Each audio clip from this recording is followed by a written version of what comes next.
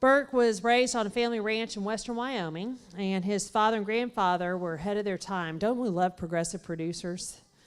That in understanding the importance of low input, low cost agriculture. After high school, he went to BYU to study agricultural economics with an emphasis in ag business, and served two and a half year mission for his church in Brazil. I don't know who else has had the opportunity to visit the country of Brazil. Burke, I bet you were there a little bit before my time a few years ago. I can't imagine the wild frontier that you must have seen, because I know what I saw, and I cannot even begin to imagine. But upon graduating from BYU, he went to the University of Wyoming to get his MS in agricultural economics with emphasis in farm and ranch management. He has visited 40 plus ranches all over, and one of his wonderful achievements was to run the Deseret operation. And if you all are aware of the Deseret operation, they are still, I believe, the largest ranching operation in the world. I was telling him I do a fair amount of business, like I said, we're in the Brangus business, do a fair amount of business in Florida, and have had the chance to interact with a lot of the folks that run their ranches down in Florida. And it is an impressive operation. They right now are converting, what is it, 400,000 acres up in the pan? How many? 300, 400,000, I mean, you know, give or take. But they're converting 300,000 acres in the panhandle of Florida. If anybody's ever been up there, solid timber. Beautiful, solid timber, but they're converting that all to pasture land. And to see the project that they have going up, and I no doubt have a feeling that Burke had a great deal in establishing that vision. Burke's going to speak to us tonight on the systems approach to management, and he is now with Beef Magazine. And I hope that you all as producers reference Beef Magazine and our subscribers, because I'll tell you, for me, that's one of my go-to publications, not only in the printed form, but also on the website as well. So without further ado, I'd like to introduce Mr. Burke Teichert.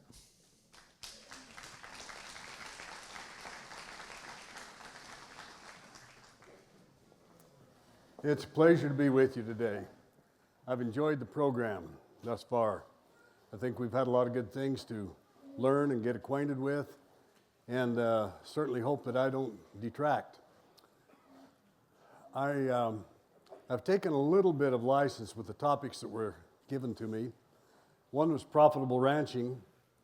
I've always said, is it possible? The answer to that is yes. With a systems approach. So I was supposed to talk about profitable ranching, and I was supposed to talk about a systems approach to ranching. And I can't separate those two. And hopefully as I move through here this evening, and again tomorrow morning, you'll sort of see why I have a little difficulty separating the two. First of all, I hear some people, when they hear the term profitable ranching, they want to say that that's an oxymoron. And it's not an oxymoron. There's a good ag economist in this state. He is a good ag economist. And he tells me that there's not a ranch in the state of Texas under 100 cows that's making any money. I don't believe that. But he probably does his accounting differently than I do. Those of you who might have less than 100 cows, you do your accounting a little differently. You don't put your labor on the cost side of the ledger. That's part of your enjoyment in life. And you put your labor on the return side of the ledger. The pickup that you drive to your day job is the same pickup that you take depreciation for on your ranch Schedule F. The four-wheeler that you drive around the ranch, or the side-by-side, is also used for family recreation, but I'm sure you take it as a business expense. There's these kinds of things that happen, and as far as I'm concerned, if you're not taking household income to subsidize your ranch, and if you are, shame on you. You shouldn't do that. You make it real tough for the rest of us when you do that. But if you can move a little money from the ranch, 50 cows, 100 cows, whatever, to the family side of the ledger, to the family income side of the ledger, and still have these other benefits of owning that ranch, your indebtedness is decreasing or you don't have any. To me, that's profitable. And I think you can definitely be profitable that way. And I think you should be profitable. And we'll run through some things that I think can maybe help with that. Okay, first thing we need to do, create a shared vision. And that shared vision is what we want to become. It needs to be led by management, but it needs input from the entire team. And that team is usually bigger than you envision. But you want input from the entire team or it's not shared. And if you can have a shared vision so everybody's pulling in the same direction, it just makes an awful lot of difference in how successful you can become. Now, if you're one of those people that has that 50 cows, 100 cows, and it's sort of your after-work enjoyment, your weekend fun, you do have family, and that vision needs to be shared with them to really, really make things work. You need to understand what your goals are, financial goals, and I surely hope it's not to lose money and have to subsidize it from the household income accounts. Now, if you make an excess of money in your household and you want to invest that excess in expanding your operation, I have no problem with that. But once it's up to size, you shouldn't have to help it any more than maybe just with expansion. Landscape goals. What do you want your ranch to look like? Trees, grass, forest, weeds. A description of that and what you'd like it to look like. Quality of life. In your non-ranching hours, what would you like your quality of life to be? What would you like to be able to do with that discretionary time? What would you like your quality of life to be when you are ranching? You know, I consider myself one of the luckiest guys in the world. I tell people I haven't worked very many days in my life because I don't call fun work, and most of it's been really fun. And, you know, I've exerted myself physically, and I've spent long hours. But it hasn't really been work, it's been fun. And that's, to me, that's quality of life at the job. And I think we want to have that. And we want to describe those parts of our goal. We're going to talk about what to manage, 3 ways to improve profit, and 5 essentials for successful ranch management. We don't have a lot of time to spend with these. I just want to kind of let them distill upon you and sink in just a little bit. Production, economics and finance, marketing, and people. Most of us fall in love with production.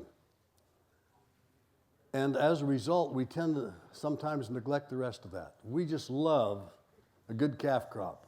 We just love good stock or gain. We love a good crop if we're doing some farming. But if it isn't profitable, the love goes out the window pretty fast. I work quite a bit as a consultant, and I find with my clients who are losing money, and now they're in the 2nd or 3rd generation of ownership of that ranch, there are some members of the family that say, why do we still do this? This isn't fun. This isn't enjoyable at all. Let's get rid of this thing. And, you know, even the people with great wealth that buy ranches, and they could afford to subsidize them for a long, long time, they get very tired of it very fast. And I've just learned that. They do not want them to lose money. So we've got to be tuned in on the economics and finance. If there's some of you here who are managing for absentee owners, remember that. If you're losing money, they're not going to like it very long. They might put up with it for a while, but they're not going to like it very long. Marketing. When I was a young manager, I thought that I was doing a pretty good job of marketing because I was doing what a lot of neighbors were doing. But occasionally I would see a neighbor that was doing something a little different. And I'm one of those curious kind. I'd go ask, what is it you're doing? And why are you doing it? When I'd ask those questions, I'd learn something. And you know, I started putting 2 or 3 or 4 of those ideas together, and I found out that I was leaving $50 to $200 a head, sometimes more, on the table with all the what I might call odds and ends. The heifers that weren't selected as replacements, the cows that didn't get pregnant, the cows who didn't have a calf at branding time. And I learned that there's better ways to market most of those.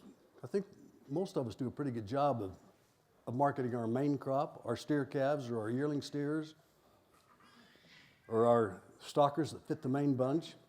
We do a pretty good job, but sometimes with the rest of them we don't. And then with people. A lot of times I'll mention this and people say, gosh, it's just me and the wife and the kids. Why do I need to worry about managing people? And I might suggest to you that's sometimes the most difficult relationships you manage because you're trying to manage a business situation and you're trying to still be a loving family. And oftentimes that gets a little difficult. I think my management in a non-family situation was probably easier than my dad's management in a family situation. I think quite a bit easier, in fact, from a people management standpoint. And let me suggest one other dimension here. Most of us aren't very good bosses. You know, I feel sorry for a lot of the self-employed because they don't have a very good boss. And most of us aren't very good bosses. We need to become leaders, and then people willingly follow. And when that happens, then we're effective in management. But a lot of the management we do is managing relationships and not managing people, managing relationships. That could be with the feed dealer. That could be with the insurance salesman. That could be a relationship with the person that buys our products. And we manage those relationships, and they can be very helpful. They don't just sell to us and buy from us, but they give us information that we can use in future decisions. And sometimes quite a lot of information that we can use in future decisions. So I'd encourage you to kind of look at that when you think of people management, that you're managing relationships that can be very helpful to you. 3 ways to improve profit. You'll notice that I plagiarize a lot.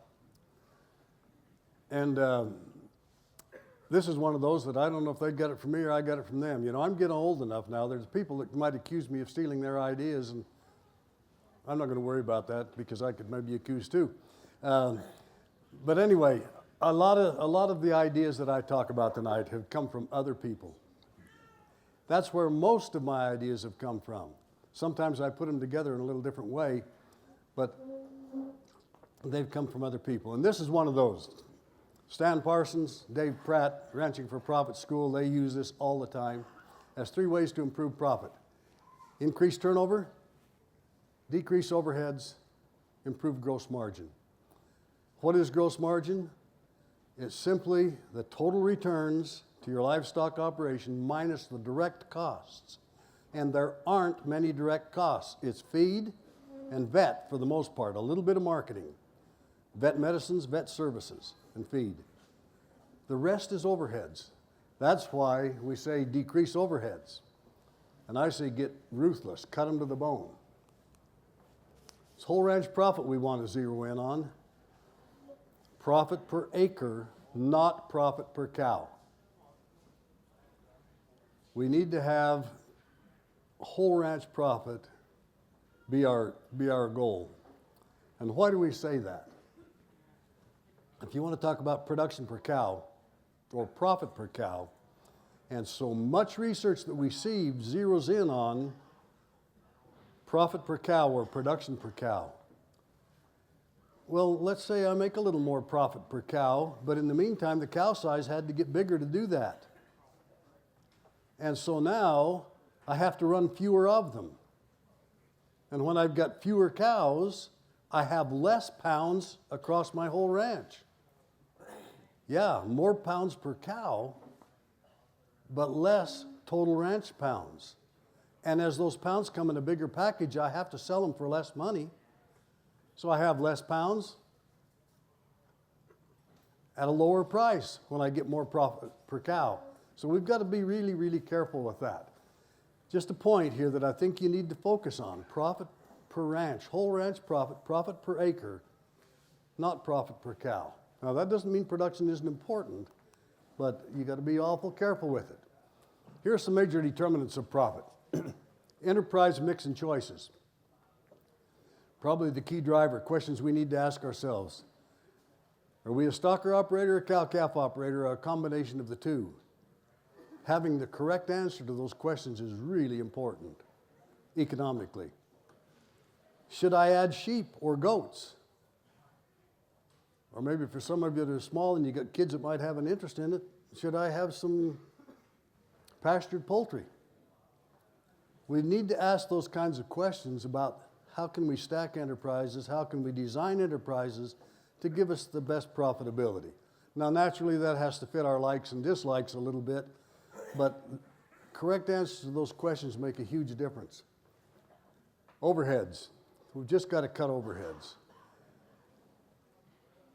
You know, this is a tough one, this overheads thing. Every place that I've done consulting, they have more overheads than they need. Most of them will admit it. Some of them hate to admit it.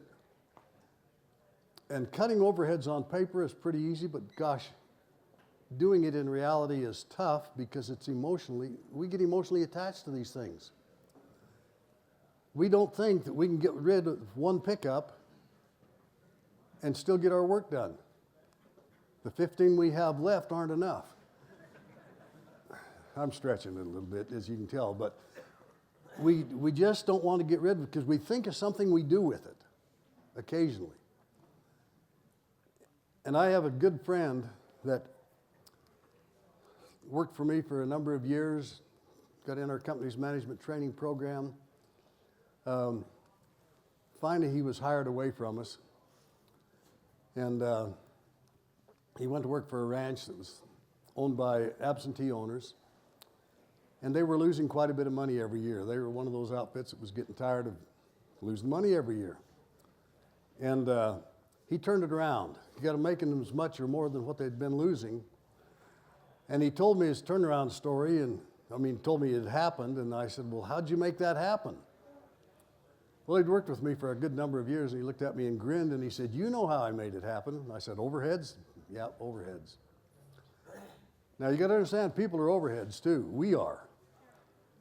And he said, you know, I started making some changes and getting rid of some pieces of equipment. And he said, I was trying to communicate with the crew all the time. And he said, I took the crew that was there when I got there. He said, some of them just thought I was crazy. They knew it wasn't going to work. And he said, and so some of them left. He said, you know, I was pretty lucky. The right ones left. And so there was some more overhead that went voluntarily. But he changed the thing.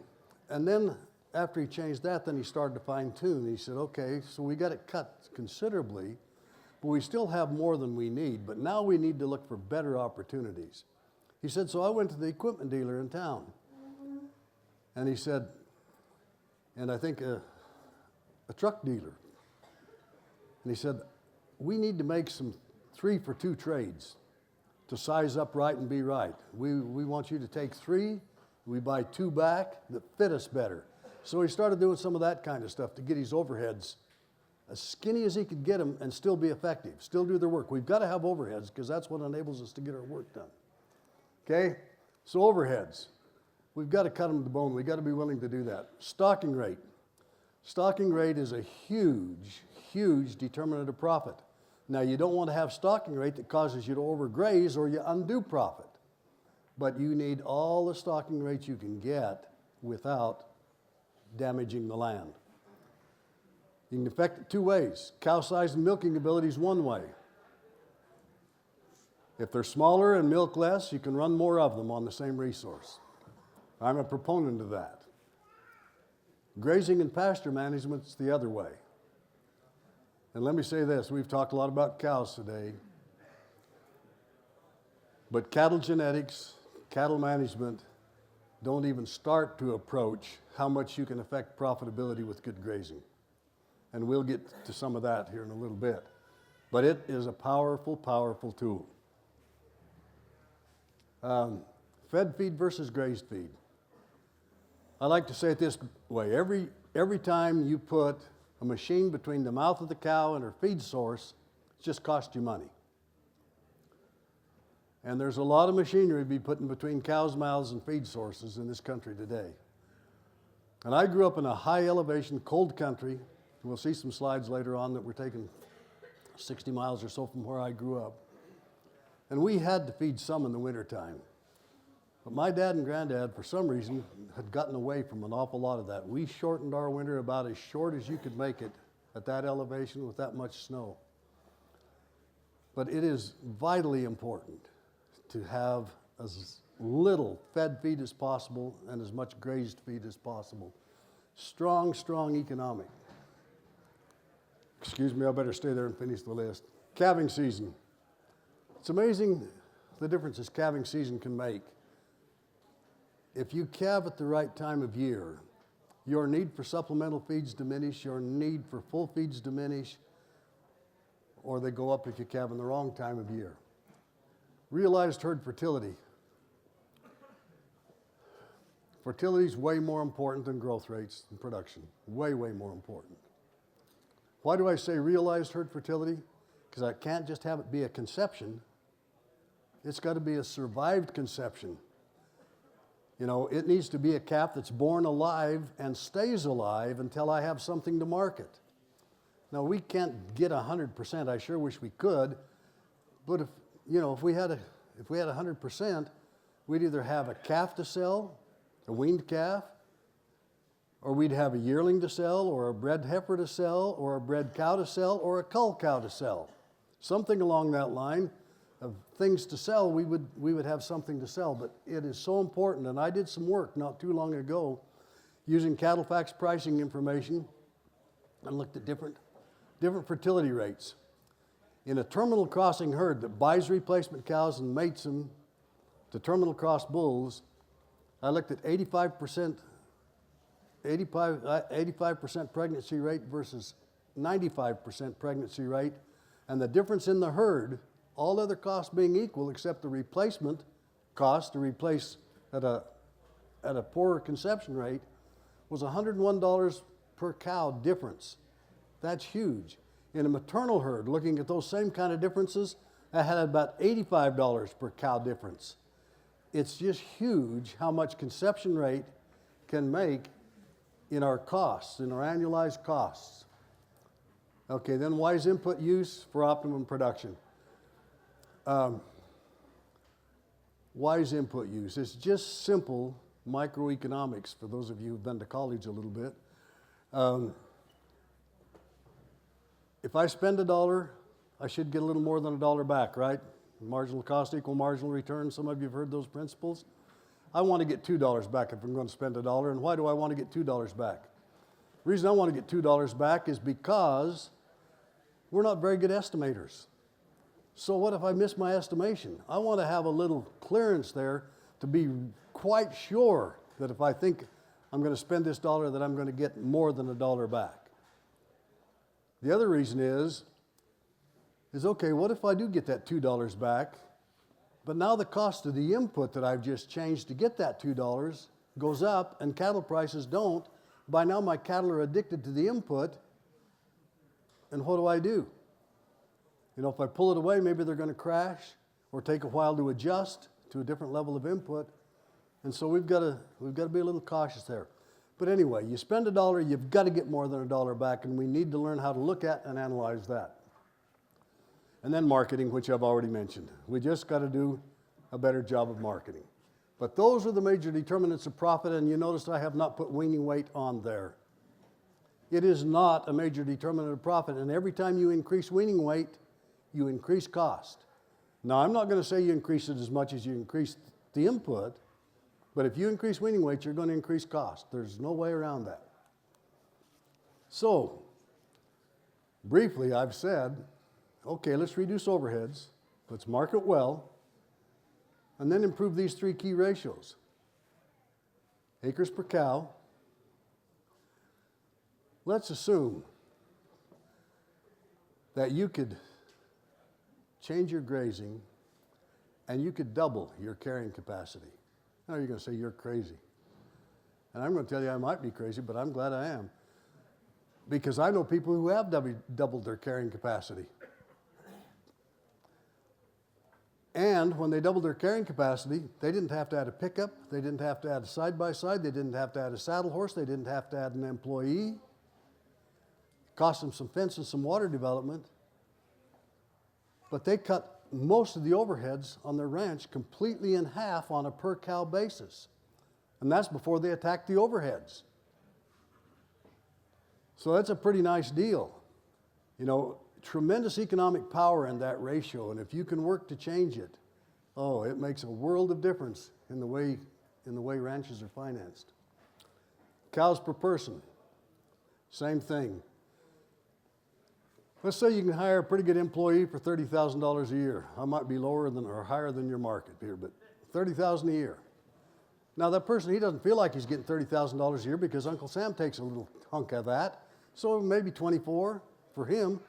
But for me as the manager, for you as the manager, what does it cost?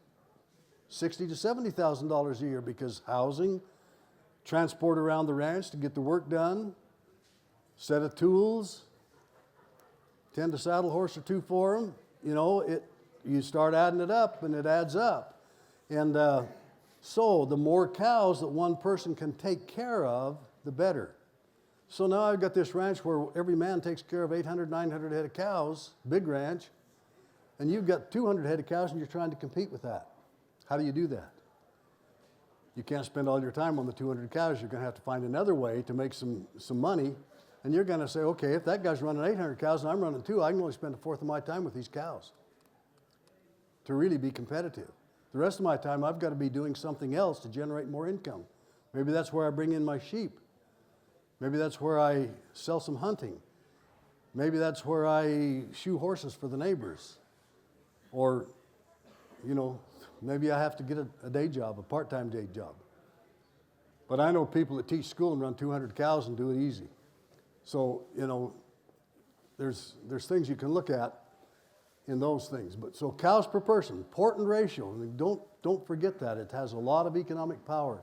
And then fed feed versus grazed feed. Every day, that ratio can be a big difference. Okay. And then there are these that I've called 5 essentials for successful ranch management. And we will go through them kind of one by one here in a few minutes, or we'll start. Years ago, I was asked to give a talk, and the title given me was List 10 things that you think have helped you the most as a manager in the last few years. I spent a lot of time putting my list together, and I had my list of 10. I can't remember now quite what it was, except that I distilled it into these 5 over the period of the next few years. And I have become convinced that these are the 5 essentials. Now, I said there's 4 things to manage. Production, economics and finance, marketing and people. Got to manage all those. 3 ways to improve profit: increase turnover, reduce overheads, improve gross margin. These 5 things here are the essential ways, essential attitudes, essential means whereby you manage those 4 things and improve profits in those 3 ways. You know, you probably saw those 3 and you think there's a lot more ways than that to improve profit. And I can say yes, but every one of them will fit under 1 or 2 of those 3. These are the essential ways that we attack the problem. This just superimposes the charts so that we can sort of see how they interact. They're interconnected. Okay, so that tells me that we need to have a systems approach. And a systems approach is where we try to consider all of the variables as they're moving together. There's nothing independent in our business, in what we do. It's all linked. It's all tied together. And sometimes that's a little bit hard to see. But the first of those essentials is that our approach to management ought to be both integrative and holistic. And what do I mean by integrative? Integrative has to do with bits and pieces of information, knowledge, understanding, experience. We go to college and we learn. We come to a meeting like this and we learn. We watch a neighbor across the fence and we learn. We sometimes go to visit a neighbor or somebody 5 counties away, maybe 3 states away, to learn something that we hear that they're doing maybe a little better than the rest of us are. We go and learn, and that's integrating. That's integrating bits and pieces of information about animal genetics, about animal reproduction, about grazing, about marketing. We put these together, and then we try to make the best holistic decision possible, recognizing the linkages of these kind of things. It becomes a holistic or a systems approach, and that systems approach is enabled by integration. Without integration, we won't be good holistic decision makers. We won't be good systems managers without integration. So that's where it starts, is getting the bits and pieces put together so we can use them then to make very good decisions. These are just some examples, and we've talked about some of them here today. Cattle size and growth rate. Early in my career, I worked for an AI firm. And boy, I was big on weaning weight. You know, we'd sell them by the pound, boys. And I heard that said at so many auction rings, and listening to good animal scientists talk in professional meetings. We sell them by the pound. Let's make them bigger. Boy, we made them bigger. But Mama got bigger too. And so she ate more feed, and we had to run fewer of them. Or else we had to buy in more supplemental feed, which is even more expensive. And so we sometimes forget that other effects follow. Other effects follow. Milking ability. You know, that conversion, as Dr. Lohman pointed out today, from grass to milk to pounds of calf, a horrible conversion. Yeah, they need milk. They need to get started in life. They need to get going. They need to start developing an immune system. But they only need what they need. And after that, it's a waste. You just as well put it on the cow and back fat so she's getting ready to rebreed next time. So she'll get through next winter with less supplemental feed or less full feed. So milking ability can take us astray too. Same kind of thing. Our systems thinking has to go beyond just, oh, I get more milk, I can have more calf. And that's what we thought for so long. I get more milk, I'll have more calf. No, you'll have a whole bunch of other things too that aren't quite so desirable. So we've got to think about that. Heterosis. Dr. Lohman again gave us wonderful advantages from Larry Cundiff, who's been a good friend of mine for years and from whom I learned genetics and crossbreeding as a young ag economist that didn't have a great understanding of that kind of stuff. And he got me so excited about crossbreeding, and I got excited before that when I saw the first data that he saw from Fort Robinson, Nebraska, that showed these crossbreeding results. First cross calf, and this is English bred cattle, 8% more pounds per cow. And then we used a crossbred cow bred to the third breed of just 3 English breeds, Hereford, Angus, and Shorthorn, believe it or not, in the first go-around of those things. Now we add 13% more, give us a total of 21 to 23. Wow, that's pretty impressive. And then I sat in on an animal breeding class while I was at the University of Wyoming. Sat in on animal breeding class, and I got so excited about this crossbreeding, and I'd sit and I'd doodle whenever I had a little time and draw out crossbreeding plans. When I became a manager, I was going to utilize. Well, it wasn't too many years down the road, and I became that manager. And you know what I learned? It was easier to draw those crossbreeding plans on a piece of paper than it was to put them on the ground. And but still, I believed in crossbreeding. And by that time, the Meat Animal Research Center was starting to learn about composites. And again, Dr. Lallman showed you the conduct chart that shows over on the right-hand side the various ways we can crossbreed and the composites we can use and make interseam matings. Voila. I won't have maximum heterosis, but I can have very good heterosis, and I can treat it as if they're straight breds. I can just breed them to a composite bull, the next time breed them the same kind of composite bull, the next time the same thing, and the heterosis will retain itself if you do it correctly, and you don't have to take too much care to make that happen. So now I start thinking about optimization, okay? I want to be a good grazer, and I need quite a few paddocks per herd to be a good grazer.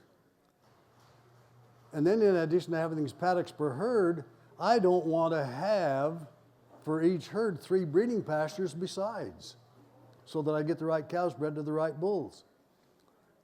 But if I can breed them to composites, that works. And you see how the interactions start to come together as your systems thought begins to work here. Becomes really important. Calving season. I don't know who the wise one was in our family. When I grew up, we had just changed from April calving to March calving. Now this is in Cokeville, Wyoming, 6,200 feet elevation. My birthday's on the 3rd of April, and more often than not on the 3rd of April, we've still had winter snow.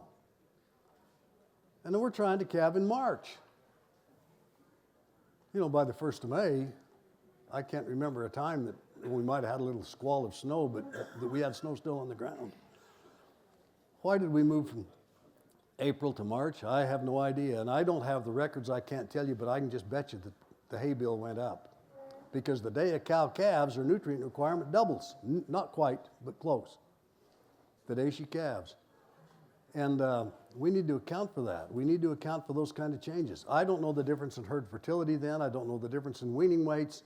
But I know I moved a herd from March to April, not the family herd I grew up with, but from March to April, and we gave up very little weaning weight. Our conception rates improved, and our feed bill went down. It was win in almost every way you could think of. But these things are happening simultaneously. It's not just a one-off deal, that I change this and it changes that. No, you change this and a whole bunch of things change. We need to recognize that one change precipitates a lot of changes. And we need to be able to account for all of those we can think of. And we need sometimes help in thinking of more of them. Wormers and insecticides. Other examples of systems thinking. You're going to find that I'm a disruptor. And I don't mean to offend anybody by being a disruptor, but I probably do. I probably run a little risk. But wormers and insecticides, hey, they are in my arsenal, okay? But I hate them. And I know there's people back there that sell them. I still hate them. I don't hate the people that sell them. I hate the wormers and the insecticides. And why do I hate them? Well, there's a number of reasons. One, they simplify the environment. I know a good entomologist that says for every bug or insect that we call a pest, there are 1,700 that are either beneficial or benign. So we kill that one that's a pest, we're going to kill some others. We can't just kill a target organism. And how much good have we undone when we did that? Let me maybe get you thinking another way. Let's say that about half of you here, well, we got all of you here, and you've each got your ranch, big ranch. Never before have you used any parasiticides, wormers, external parasite control, any of that. None of you have ever used it before. But now, the people promoting the use of these come along, and they say, hey, you know, you got a little fecal egg count here. We're pretty sure if you use this, you're going to get an improvement in performance. And so you use it. Just half of you. You use it. Well, yeah, I'll bet you do. I'll bet you get a little improvement in performance. But what if you went for 10 years? How much difference might there be then? I don't know the answer to that question. I have a guess, but I don't think it would be as great that in the 10th year as it was in the first year. But there are some things I do know because I understand something about biology. In the herd where they have used the parasiticides, there was no reason for those cows to develop any resistance to the parasites. The parasiticide did that job for them. In the herd where they hadn't used them all along, those cows, the ones that didn't have any resistance, got culled. The ones remaining had a little resistance. So those things are going on. But in the meantime, where they've been using the parasiticides, they've created a race between the chemical companies and the parasites. What's going to happen faster? Is the chemical company going to have the new chemical faster? Or are the parasites going to develop resistance to the parasiticides faster? And we know that happens. I recall years ago, I was invited to speak. I can't remember why, but I was invited to speak at what they called Fair 2002, which was just prior to the establishment of the 2005 Farm Bill. I was asked to meet with a couple of committees after I gave my talk. One of those committees we got discussing Roundup. And in that discussion, some comments were made, and I just wanted to interject, and I said, let me ask one question. What will you do when you have Roundup Ready weeds? And they said, because they were using Roundup, because they had Roundup Ready corn and a few other things then. I said, what are you going to do when you have Roundup Ready weeds? Oh, that will never happen in our lifetime. And I said, you know, I hope you're right, but I don't think you are. It's happened in our lifetime. You folks all know that. We have Roundup Ready weeds. And the complexity of our weed control systems are just getting more and more complex, more and more difficult. And so those are all examples of systems thinking. We have to be able to think of the unintended or the multiple intended instead of just one. We need to be able to kind of synthesize and put it together and say, what's the total outcome going to be? I would propose to you that the successful ranch managers in America today are already using some level of systems thinking, or they're gosh awful lucky. They're doing it inadvertently. They don't call it that. They haven't thought of it that way. But good managers become systems thinkers. You have to, or you can't be good. I'm just trying to help lead you along a little and maybe further your ability to be better systems thinkers. So you need to synchronize that and more. And, you know, major determinants of profit, we talked about that a minute ago, and that links right to these. And these are interrelated. We talked about those, but they all tie together. You think about the items on that chart and how they relate to each other. A lot of relationship there, a lot of interconnectedness. And then you need observation skills. If you're going to be that successful ranch manager, you're going to manage holistically. You've got to be able to observe plants and soils, animal health and animal condition, people abilities and their interactions. You know, I had the privilege of managing a ranch in Nebraska for 18 years. And it was small when I got there, and I grew it a lot. Bought more ranches, add to it, and I was able to develop marketing programs, breeding programs, grazing plans, and develop a crew of people. And one of the things I needed to do was develop leadership. They said, we want somebody there that can do your job if you're moved someplace else or you die. And so I tried to structure things. I had foremen on each of our units, and he had 2 or 3 people working for him. But they all had a cow herd of their own. I mean, they didn't own the cows, but they had a cow herd they were responsible for a full year. After we'd wean calves, we'd structure new herds and do our preg checking, and we'd structure new herds, and they'd have them for the next year. They'd be theirs. We'd do accounting for that herd. We'd follow their performance. That guy knew what he was doing. That was his herd. And when we went to that herd to brand, or to wean, or to preg check, the guy whose herd that was in charge. I worked for him that day. His foreman worked for him that day. Now think of the things we could begin to accomplish. In observation skills, I'd sort of sit back as far as I could and still do what he wanted me to do. Sometimes I'd have to request what he wanted me to do, but because I didn't want to be too close. I was often the cow pusher, and I could watch everybody else and see how they were working. But I could start to see, is this guy organized? Is he intelligently giving his coworkers tasks to do today? How are his people interaction skills? How's he coming along? And those observation points were really, really important to us. And so those are other things that you want to be able to observe. And then the interconnectedness of all of the above. How well do you do that? So, for profitable decision making, become a systems thinker. It just becomes so important. How much of my time have I taken? Maybe about 5 or 10 more minutes. Okay.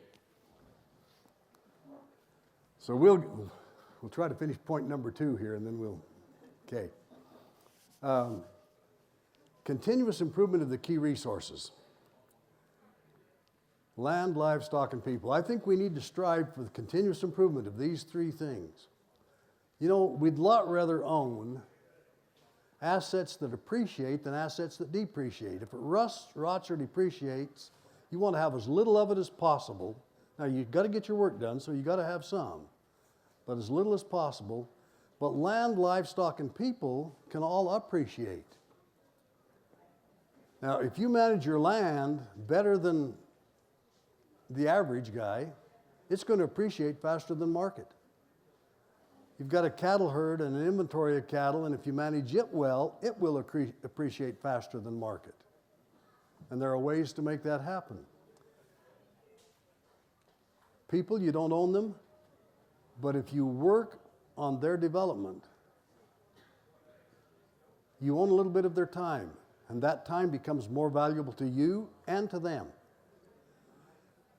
You know, it's kind of good fortune, bad fortune story, but I had a number of people that when they got ready for a promotion, I did not have a promotion for them. It meant that I would have to fire somebody that was good, that was ahead of them in the hierarchy. And so there were times that I actually presented their names to somebody that I knew was looking, and they hired them. And I could do nothing but kind of put my arm around him and say, boy, you sure did a great job. Hate to have you go, but I understand why you're going, and best wishes. And you know what? You do that 2 or 3 times, and guess how easy it becomes to hire the next guy. It's a lot easier. And other people see that, and they see that it can happen, and the, you know, a rising tide lifts all the boats. And so you want to do that. If you can get land, livestock, and people to appreciate, you want to do that. Now, for improvement of the land, I love adaptive time-controlled grazing. And this is scary to some people. They think it's a lot of work. I can tell you this, the people who I know that are doing it the best, they will tell you that their life is so much simpler than it used to be that there's almost no comparison. Yeah, they have to do some things that you don't do before that, but it just makes a huge difference. Now, if you're going to really be a good grazer, you've got to understand the principles of soil health, and the principles of grass physiology and ecosystem principles. And the principles are eternal. They fit every place, but the practices around those principles need to change to fit circumstance. This ranch, about 6,200 feet elevation, about 60 miles from where I grew up.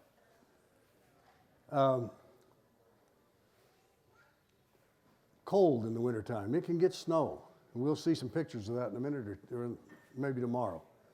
But anyway, here it's a year plus since the last time this was grazed. And that side hill, that sagebrush, I don't know, you have sagebrush in Texas? I guess some places you do. But anyway, that grass amongst that sagebrush, in another month, this was taken in June, another month it's going to be yellow, whether the cows were there or not. Now this time the grass is going to be gone in another month, because we got these cows in, the density's not high, but they'll be there maybe 3 weeks and then on to another pasture. The foreground here, that's a riparian area. I could probably throw a little fence around that and come back and graze it again this year, but it's so small in relationship to the whole thing, we're not going to do that. But the riparian area will stay moist and it'll keep growing. But that dry side hill up there is not going to keep growing because it doesn't rain in July and August up there, that part of the world. I want you to notice right there, see what that cow's eating? That's a musk thistle, and she's eating it. And there's green grass all over. We cheated a little. A few years before that, we sprayed some of those musk thistle with molasses, and some of those cows just learned how to eat them, but this wasn't sprayed with molasses, you know. It analyzes as good as alfalfa hay, and once cows develop a taste, they'll eat every flower, but then they'll start to trim the thistle. Anyway, 1 year plus since last graze. Same ranch, about 6 miles apart. Now, I'm 32 to 50 days since the last graze, and why? Remember, principles are eternal, but practices have to fit. Why do you think that shorter recovery period would work when I needed more than a year in the other one? It's called irrigation. Okay? The sun's going to shine every day there, and if I can move those cattle off of there after they've grazed it and immediately irrigate, I know it's going to keep growing. So I can graze again. I might get 3 grazes in the summertime and then a dormant season graze of the stuff. These are stalker cattle. If you're going to make stalker cattle gain, you're not going to ask them to graze everything that grows there, especially in a wild native meadow. But boy, you leave some wonderful cow feed that's a little more coarse and will stick up through the snow in the wintertime that the cows can eat. And so it just a bunch of difference here. And okay, a year plus, why plus? Because I don't want to graze at the same time next year that I graze it this year. Next year I want those plants to have all the time they can get, plus this nice growing time, so the roots can get down deep and provide for the health of the plant.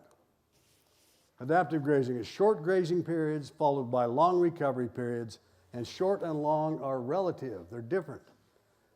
To fit season, rainfall, cattle condition, whatever else, and that's why we call it adaptive. You adapt to fit the circumstances. You seldom do the same thing twice in a row.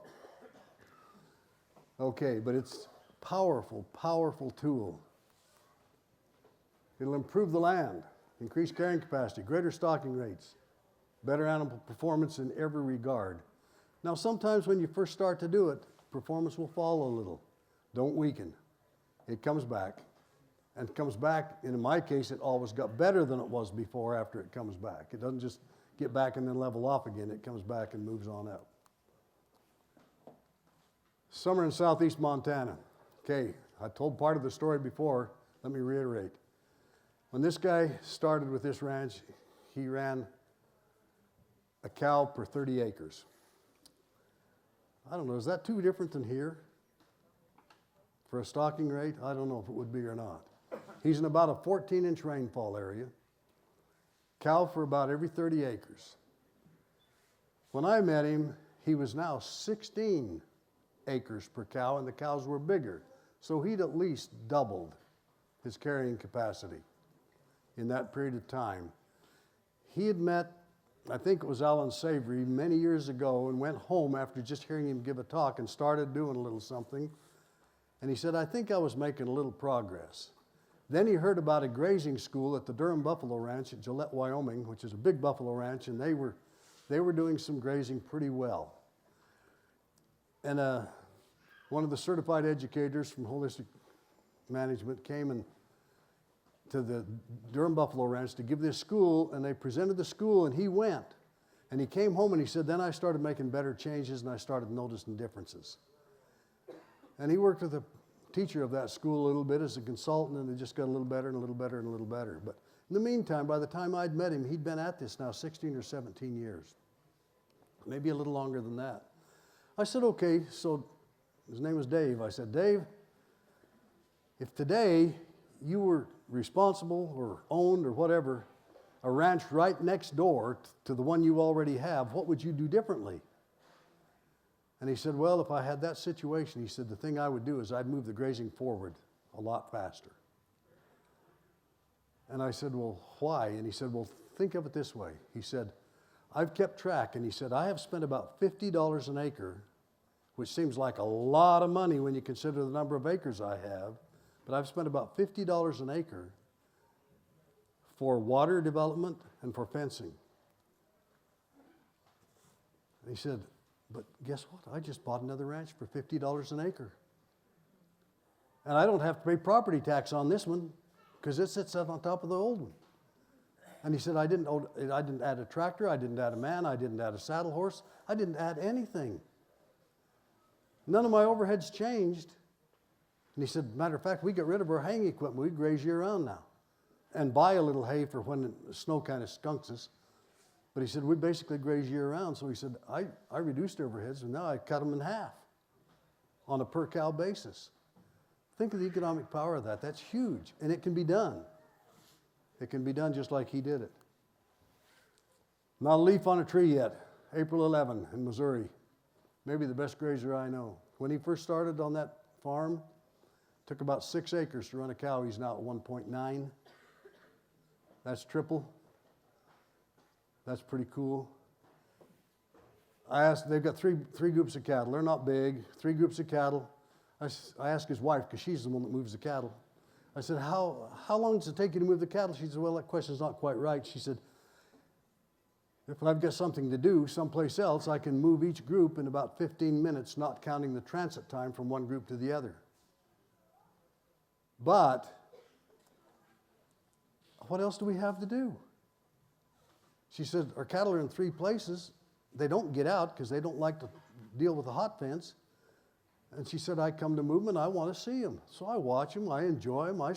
It's my favorite time of the day is go and move the cattle and move them to the next paddock for the next day. And she said, so I might spend an hour at each group. But I don't have to. Don't have to. I can do it a lot quicker than that. Mississippi, below the fescue belt. No green in the wintertime. They used to disc, plant rye, fertilize the heck out of the rye so they could have some green feed in the wintertime. They did that or bought hay. This guy got tired of doing the rye, got tired of buying hay. He heard about cover crops. He now no-till drills a cool season mix of grasses, which we would call grains, legumes and forbs into tall standing warm season grasses that are going dormant. He still continues to graze those warm season grasses as stockpile as the new green is coming on, and he hopes that the two will intersect. Once in a while they don't, he has to feed a little hay for just a little while. This is April. You get to April and this is what he's got. You can make your own salad out of that. Do you think he has to supplement cattle on this? No. Virtually no supplementation, no fertilization, and he says the reduction in those costs will 3 times pay for the cost of buying his seed and operating his no-till drill. So just human ingenuity and things you can do, and then good grazing management on top of that. I don't know how many have heard of Birdwell and Clark here in Texas, but they do some amazing things. Put 6,000 head of cattle, 4,000 to 6,000 head of cattle in a herd, and do some pretty cool stuff. I think we're going to break, and we'll start with continuous improvement of livestock tomorrow. And, okay.